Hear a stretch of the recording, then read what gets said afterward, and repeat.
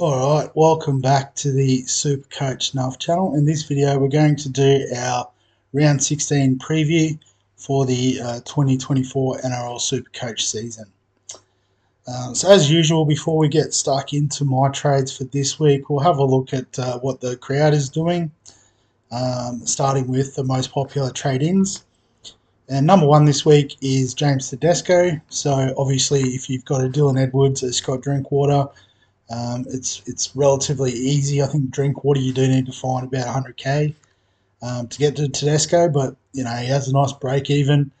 Match up against the Bulldogs, you know, one of the best defences in the competition this season, so it's probably not as a lay down misere as what it was in the past.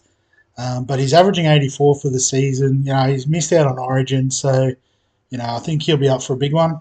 As a Dogs fan, I hope he doesn't have a big one, but you know I think 126 is a bit of a stretch there, the projected score. But if he did hit it, I wouldn't be surprised. Number two, Ruben Porter. So obviously bottom dollar cheapie, named to start on the edge for the Tigers. They do have Bateman and Papali'i out for a relatively long term. So, you know, Porter might be a useful number if you're looking to downgrade, make some cash to make some other moves. And definitely one I'm considering bringing in this week. Jerome Hughes at number three. So if you're looking at a half, you could bring him in. Again, the Dolphins are a fairly decent defensive team. So, you know, his projected score of 81 is probably, you know, about what you could expect. He averages 78. Break even of 17 means he will make a bit of money. I guess it all comes down to how many trades you've got. Obviously, you know, Nico Hines is dropping in price. You imagine Nathan Cleary will be back at some point on the run into the finals. So it just comes down to how many trades you've got, whether you have enough trades to sort of shuffle through the halfbacks.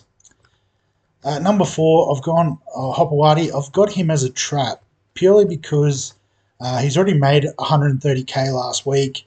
You know, and some people might say, well, he's going to make more money again, which is true. But he has a bye next week, and next week I think we can get Fletcher Sharp at a bottom dollar before he goes up in price, and Sharp will cover 17, 19, and 20, pending the return of Kalen Ponga.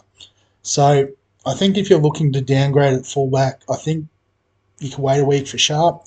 If you've got trades, you could definitely go Hopewadi this week and then trade to Fletcher Sharp next week, make a couple 100k in that trade, and then obviously take the big price bump from Sharp. But yeah, I think if you can wait a week, you know, save a trade, I think that's the smart move. Eli Katoa at number five. So I guess, you know, if you haven't got Fafita, you bring in Katoa. If you haven't got both, I would favour Fafita just because he covers around 19. But Eli Katoa will play this week and next week. So I guess there is again, if you've got the trades, you could play him 16, 17, flip him to Fafita in 19. But I think he is a keeper. So Eli Katoa, definite option to trade in, particularly if you're willing to hold him through round 19. Ryan Pappenhausen at number six. So obviously, if you're looking for a bit of a discounted gun fullback, makes sense.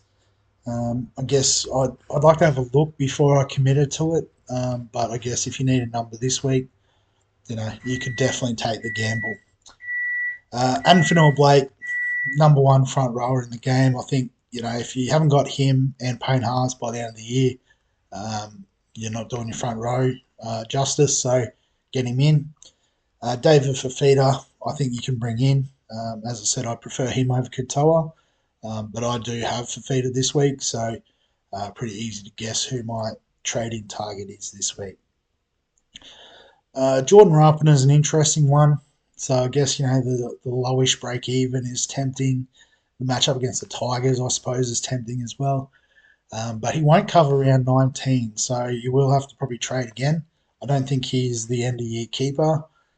He's that sort of level below that. If you could keep him potentially as centre wing 5-6 if you have the facility to do that, but not one I'm entertaining. Jermaine Osako, I mean, he has slid back in price, so potential value there. It mostly comes down to attacking stats, and he probably just hasn't had those recently. You can see average down to 70, break even at 119. Melbourne Storm, again, very good defensive team. Um, usually have the wood on Wayne Bennett coach sides. So I wouldn't trade him in, but I definitely wouldn't trade him out if you do have him, such as myself. Quick shout out to Jaden Campbell. I do like him as the preferred 5/8 trading option this week. Um, Obviously, need to be able to cover him next week, but after that, he's got a clean run. And Max Plath, yes, if you don't have him. We'll flip the script and go by trade outs. So Scott Drinkwater, number one, absolutely can trade out. I'm considering holding just because I want to upgrade in other positions first. I do have Trey Fuller, which isn't the strongest fullback sort of slot this week, but I think it could be worthwhile. Armstrong, I guess, yeah, if you're looking to upgrade at centre wing, go for it. Blaze Talangi, yep, he's peaked in price. You can trade him out. Ruben Garrick's a hold. He should be back after the bye. He'll cover 1920. He's a season-long keeper, so obviously you don't trade him in. You wait for his price to dip with that 122 break even. But for us owners, we hold. Latrell, I think you can sell given that he won't play this week, next week, or round 19. So one out of the next four, that's definitely worth a trade out. Kai Pearce-Paul, I think, is a hold also on the bye this week. Should be good to go next week.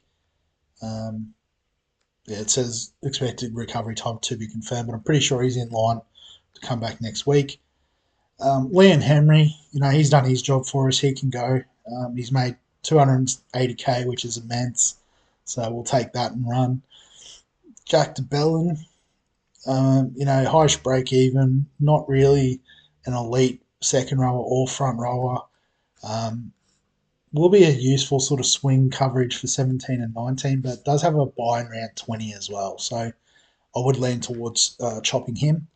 And Dylan Edwards, if you've got him and Drinkwater, I'd trade Drinkwater first. There is definitely an appeal to trading out Dylan Edwards, given he might be rested, that sort of thing. But I think you just have to be careful to make sure you've got enough money to trade him back in. So I'd try and hold, but again, that is a lot of money sitting on the bench, so I can understand people trading out. In terms of captains, we'll just ramp it up to the top 10%, take it a bit more serious. So the most popular captain this week, James Tedesco. I wouldn't have thought he was that convincing as a captaincy option. Again, I think the Bulldogs' defence is quite good. Saying that, the Roosters' attack is quite good too. So it should be a cracking game this week. Might come down to how good he is at Gosford. I think they're playing up at the Central Coast this week. So you might have to have a look at his ground record. But I think they do play relatively late in the round too. I think they're the third game, so it does make sense. I suppose if you've got him, there's not a lot of high-end halfback and fullback options playing this week, so it probably just makes sense. If he's your most expensive player, go to C. Dave Fafita, against the Warriors, I think is a decent matchup. I did see something today. Someone sort of did a bit of analysis and says that maybe Jaden Campbell sort of doesn't feed him enough. But, I think he's still worth a look. Maybe more as a VC. As you can see, very popular VC option there. Joey Manu against the Bulldogs, I don't rate that as a captaincy option. Again, great player, obviously expensive, but the Bulldogs' defence is quite good. Particularly that left edge, Bronson Xerri. Potentially Viliami Kikau back as well will be good. Matt Burton will be playing. So it should be a fairly well structured edge. So Again, I hope that he doesn't score well, but I can definitely understand why some people might be keen. But definitely more of a pod option rather than the third most popular. Jerome Hughes, I think, is a great option. If you just want to set and forget your captain tomorrow night against the Dolphins. Dom Young, sort of copy and paste what I just said about the Bulldogs defence. Ruben Garrick, obviously people just haven't done their trades this week. CNK, I guess against the Titans, they haven't had the strongest defence this season. With Sean Johnson back, the Warriors are going to potentially show a bit of form. Eli Katoa, I do like as a point of difference option. Does play the first game, so you can see pretty high on the VC list. Latrell, copy and paste what we said for Garrick. And Cody Walker, I think he's looked okay since moving to halfback. Only scored 52 last week, so you know it might be a high risk, high reward sort of deal. But yeah, you could definitely get on Cody Walker. VC options, anything different? Fanua Blake, he could be. I guess if you can get an earlier option, he could be just the solid captaincy, lock down a 70 type score. Nico Hines on the bye, ignore that. Tedesco, Ozarko, I guess, if you want to take a real punt, could go that way.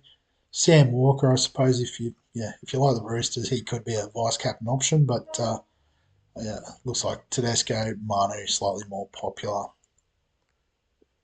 So, I guess in terms of what I'm doing this week, so if we just have a look at who we've got, I should have organised this a bit better beforehand, but we've got Hughes, we've got Curran and Smithy, so he can just stay on the bench. We've got Matt Burton, which is a gift from the gods. We've got Galvin.